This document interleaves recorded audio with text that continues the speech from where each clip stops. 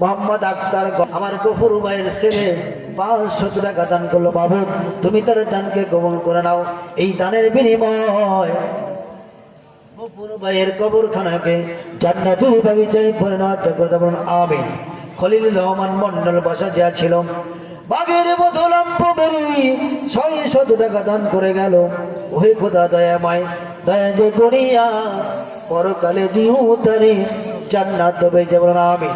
হায়দার আলী বাকি 2000 টাকা, মনসুর আলী মন্ডলের ছেলে হায়দার আলী আল্লাহ 2000 টাকা দান করেছে। মাহবুব এই দানের বিনিময়ে তার জিন্দেগির तमाम গুনাহকে মাফ করে দাও আল্লাহ। তার পিতার কবরখানাকে জান্নাতের বাগিচায় পরিণত করে দাও। আব্দুল মান্নান ফকির আমার ভাই 1 ব্যাগ সিমেন্ট দান করেছেন।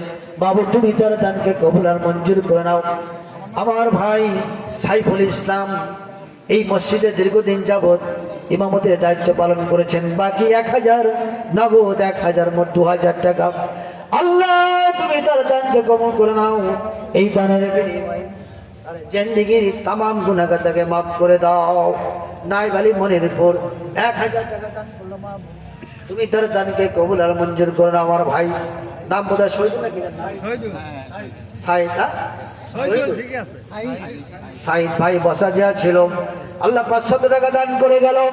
এই দানের বিনিময়ে তার জিন্দেগির तमाम গুনাহকে